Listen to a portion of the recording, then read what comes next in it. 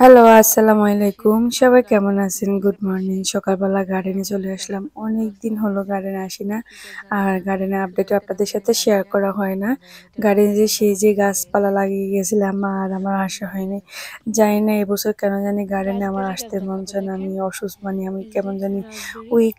এত কাজ করতে মন চায় না। প্রতি সপ্তাহে একবারে আসি। গার্ডেনে আসার পরে এখানে দেখতেছি রোজবেরি গাছে একদম রোজবেরি গুলো পেকে লুকলুকে হয়ে আছে, তো কয়েকটা ছিললাম যে মিষ্টি ছিল। আর আমি সকালবেলায় আসছি, দুপুরে আর বিকালে আসতে মন চায় না, রোদ থাকে। ওই যে বললাম না, প্রতি বছর আমি আমার সামারের পুরোটা সময় আমার বাইরে কোথাও না গেলে আমার গার্ডেনে আমার সময় কাটে। বাট এবছর কেন জানি এরকম উইক লাগতেছে, আসতে মন চায় না। ওই আয়ানা বাবার সাথে আসা হয় আর কি। তো আমি এখন একা একা আসলাম আয়নকে স্কুলে দিয়ে। আজকে আপনাদের সাথে আমার গার্ডেনের আপডেট দিব। এই যে দেখতেছেন মাশাল্লাহ আমার লাউস গাছ, তারপরে হলো সিম গাছ অনেক সুন্দর করে বড় হচ্ছে, এগুলো জাকের দিকে যাচ্ছে। আর এদিক দিয়ে একটু গার্ডেনটা ঘুরে দেখাচ্ছি। আর আমার যে পরিমাণ সিম গাছ উঠছে, আমি যদি জানতাম আমার গার্ডেনে এত পরিমাণ সিম গাছ উঠবে তাহলে তো আমি সিম গাছে কোনো ছাড়াই বাসাতে লাগাতাম না। এগুলো লাস্ট ইয়ার আমি দেশে থাকার কারণে শুকিয়ে শুকিয়ে যে সিমের বিচিগুলো মাটিতে পড়ছে, এবছর এখন সেই গাছগুলো উঠছে। তো প্রচুর আগাছা হয়ে গেছে, যেহেতু আমার আসা হয় না, প্রতি সপ্তাহে একবারে আমি আসি। তো আজকে ভাবলাম লাল শাকগুলো বড় হয়ে গেছে, এগুলো তুলবো, তার মধ্যে আমি গার্ডেনটাও ক্লিন করব। আর আগাছা থাকলে কিন্তু গার্ডেনে গাছগুলো ভালো করে গ্রো আপ হতে পারে না। তো সেটার জন্য ক্লিন করবো, আর একটু ভিটামিন ওয়াটারও দিব। তো আমি এখন গাছগুলো তুলে নিব, লাল শাকগুলো। তো আমার 3টা বক্স আপনাদেরকে আমি ঘুরিয়ে দেখাচ্ছি। আমার 2টা বক্সে আমি লাল শাক লাগিয়েছি, একটা বক্সে হলো যেই ধনিয়া পাতা লাগিয়েছিলাম। তো আমি আজকে আবার এই লাল শাকগুলো তুলে আবার নতুন করে আবার লাল শাকের বিচি ফেলাবো। তো এই যে আমার ধনিয়া পাতা, ধনিয়া গাছগুলো, তো এটা তো ভিটামিন ওয়াটার দিব। আর এটা হলো আর একটা বক্স, সেই বক্সটার মধ্যে লাল শাক আছে। তো আমার আসলে এবছর লাল শাক হয়েছে, যাই হয়েছে আলহামদুলিল্লাহ। বাট আমি ওভাবে গাছের কোনো যত্ন নিতে পারি না, যেহেতু বসার জন্য বসতে না করছে নিচেতে আর কি ডাক্তাররা। তো সেভাবে আমি শুধু দাঁড়িয়ে দাঁড়িয়ে কোনো রকমের গাছগুলো লাগিয়েছি। যারা আমার বিগত ফলোয়ার্স আছেন, আমার ব্লগগুলো দেখছেন, তারা কিন্তু জানেন আমি অনেক কষ্ট করে গাছগুলো লাগিয়েছি। তার মধ্যে গাছগুলো কিন্তু বাউনির কারণে উপর দিকে উঠতে পারতেছে না। তো আজকে যেহেতু আমি একাই আসছি, সে কারণে আর দিব না, আয়না বাবাকে নিয়ে আসি। এগুলোতে সবগুলোতে লাঠি দিয়ে সুতা টান দিয়ে উপর দিলে ওগুলো উপরে উঠে যাবে আর কি। তো আর এই যে দেখতেছেন আমি গ্লাভস লাগিয়ে হাতে এখন এক এক করে লাল শাকগুলো তুলতেছি। এই লাল শাকগুলো নিজের ক্ষেত থেকে এভাবে আমি শাক তোলা কি যে একটা আনন্দ, এটা যারা গার্ডেন করেন তারাই বুঝবেন। আর মনে যে কি যে একটা শান্তি, অনেক ভালো লাগতেছে। আমি লাল শাকগুলো একা একা বসে তুলতেছি। আর লাল শাকগুলো মাশাআল্লাহ বেশ লাল। আর এই বিচিগুলো কিন্তু আমরা দেশ থেকে নিয়ে আসছি, এটা আপু দেওয়া আপুর বিচি। সো আপু এবার দেশ থেকে নিয়ে আসছে, আমি বয়ে নিয়ে আসিনি। আমাদের আমেরিকাতে কিন্তু বিচি আনার সম্পূর্ণ ইলিগেল, এরা টিকিট দেয়। অনেক আমরা বাঙালিরা অনেক প্রসেসিং করে কিন্তু আনতে পারি। তো তেমনিতে আপু নিয়ে আসছে অনেক প্রসেসিং করে, যাই হোক। তো দিল আমাকে, আর আমি সেটাই লাগালাম। আর আমি কিন্তু কাপড় বিচির সাথে আবার কেনা যে বিচিগুলো বিক্রি করে লাল শাকের, সেটাও কিন্তু মিক্স করে দিয়েছি, দুইটাই করে দিয়েছিলাম। তো সবগুলো মোটামুটি হলো। আর সবগুলো মানে একটা জায়গাতেই বেশি ঘন হয়ে উঠছে, কারণ আমি ওই যে বললাম না, বসে কোনো কাজ করতে পারি না। কোনো রকমের ছিঁড়ছি, তারপরে হলো যে কোনো রকমে মেরে দিলাম। তো লাল শাকগুলো তুলে এখানে গার্ডেনও ক্লিন করলাম। আমি টায়ার্ড হয়ে গেছি, বাসায় আসলাম। আমরা শাশুড়ি বউ মিলে এখন শাকের কুটাকাটা করতেছি। তার মধ্যে আপুরা 2 দিন আগে এখানে মরিচের শাক, তারপর ডাঁটার শাক, মূলার শাক, 2 আপু মিলে অনেক শাক দিল। সেই শাকগুলো এখন কুটে সবগুলোকে কিছু রান্না করব, আবার কিছু সবগুলো ফ্রোজিং করে রাখবো। ফ্রোজিং করলে হয় কি, নষ্ট হয় না, সবজিটা ভালো থাকে, আর যে কোনো সময় রান্না করা যায়, সিজন শেষও কিন্তু রান্না করা যায়। দেন এখন আমি আর্লি পিক আপ করলাম আয়ানকে স্কুল থেকে। আমি এখন যাচ্ছি আয়নকে নিয়ে, হসপিটালের ভিতরে ঢুকলাম। আয়ন আজকে অ্যাপয়েন্টমেন্ট আছে, আয়নকে ডাক্তার দেখাবো। তো সে কারণে চলে আসলাম। আবার এখান থেকে বাসায় যাব, বাসায় গিয়ে আবার আয়নকে ক্লিন করে জামা কাপড় চেঞ্জ করে আমি আপুর বাসায় যাব। তো এখানে আয়ান আমার সাথে অনেক কথা বলতেছে, সে হসপিটাল আসলে কিন্তু বেশি পছন্দ করে। আয়ান আগে বেশি পছন্দ করতো না, অনেক কান্নাকাটি করতো। এখন তো মাশাআল্লাহ আয়ান বড় হয়ে গেছে, এখন হসপিটাল বেশি পছন্দ করে। সে বিভিন্ন দেশের ফ্ল্যাগ দেখে আর এটাতে সে খুব এক্সাইটেড।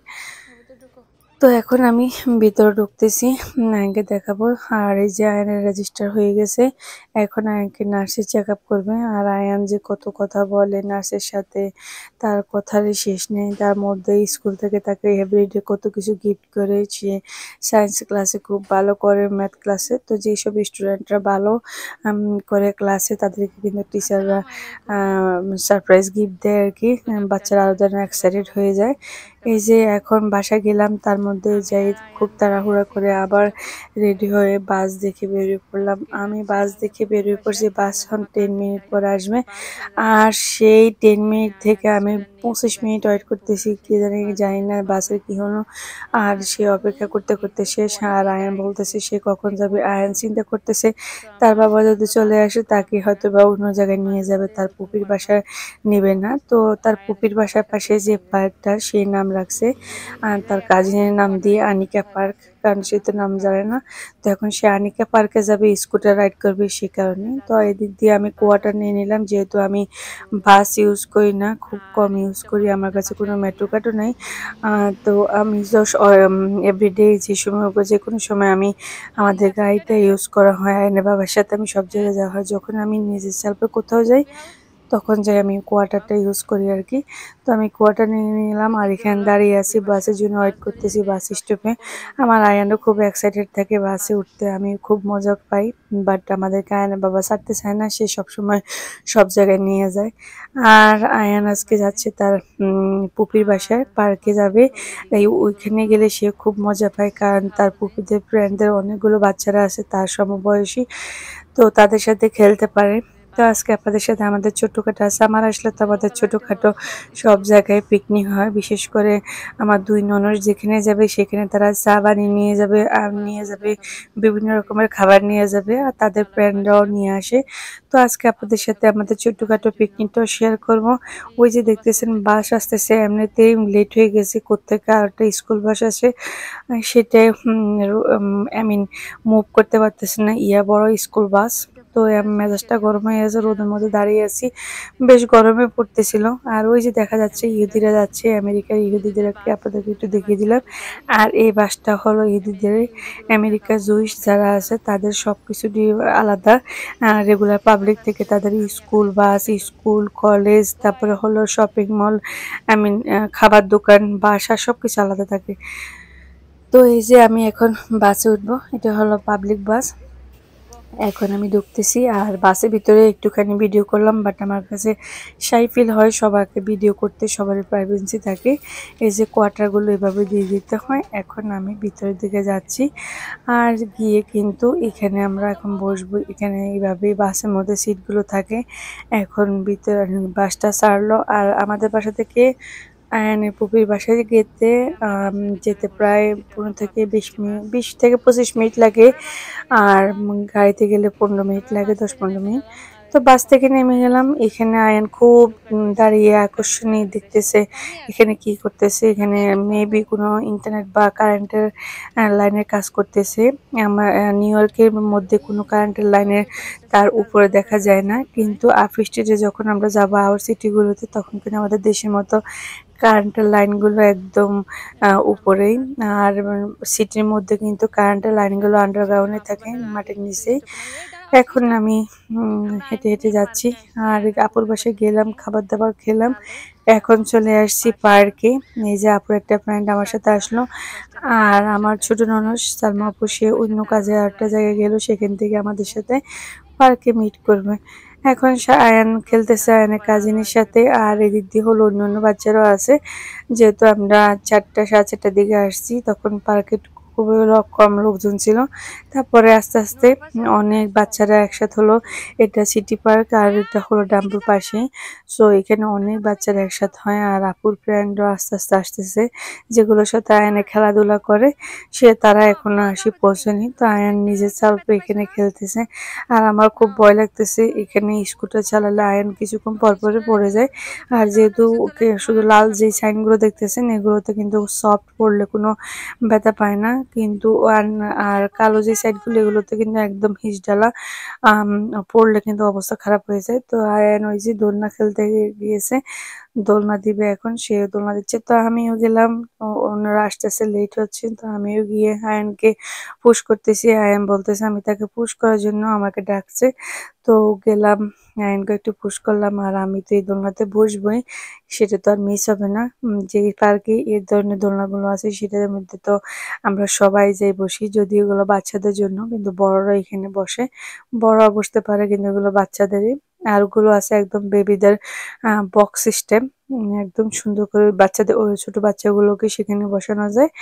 তো আমি আয়নকে পুশ করতেছি, আর অন্যদিকে সবগুলো বাচ্চাদের মারা এরকম বাচ্চাদেরকে পুশ করতেছে, কারণ ওরা তো নিজেরা পারে না। আর যেহেতু ছেলে বলে কথা, ছেলের সাথে প্রমিস করা হয়েছে স্কুলে যাওয়ার সময় আমাকে বলছে, তো সে আজকে স্কুল শেষ করে তার পুপির বাসায় পার্কে যাবে।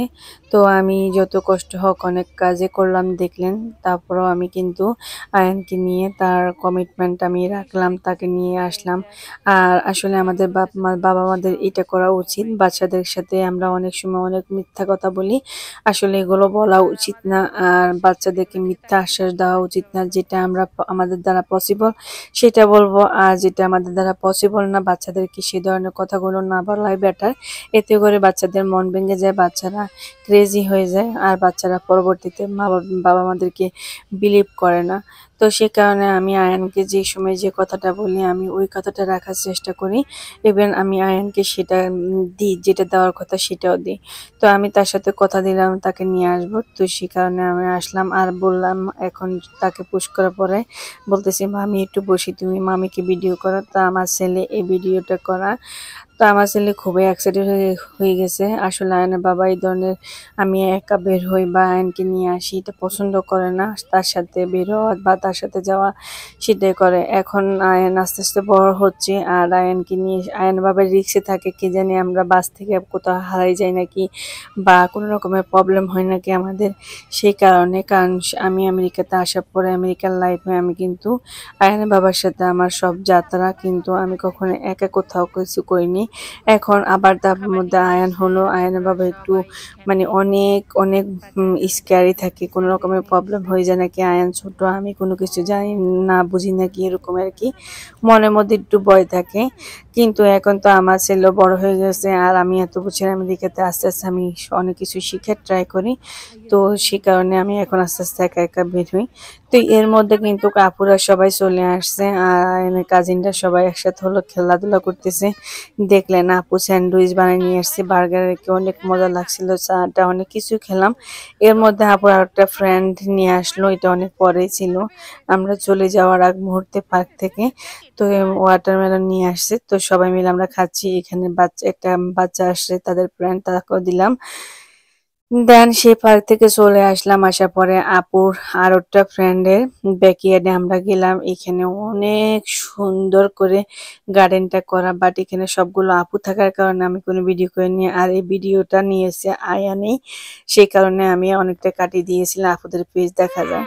আপনাদের সাথে নেক্সট ভিডিওতে শেয়ার করব। আর দেখেন কি যে পরিমাণ দুষ্ট হতে পারে বাপ ছেলে, সে ছোট বেবি সাজছে, বাপে কি সুন্দর করে করে তাকে পিঠা খাওয়াচ্ছে। সে তার এখন ছোট বেবি হইতে মন চাইছিল। আপনাদের সাথে আমি এই ভিডিওটা শেয়ার করা আমি খুব ফান লাগছে। আয়ন বাবার কার্যকর্ম থেকে তারা দুজনে এরকম দুষ্টুমি করে। আজকে ভিডিওটি কেমন লাগলো অবশ্যই কমেন্ট করে জানাবেন। যদি ভালো লাগে আমার পেজটি ফলো করে দিবেন, লাইক কমেন্ট শেয়ার করতে একদম ভুলবেন না। আল্লাহ হাফেজ, আসসালামু আলাইকুম।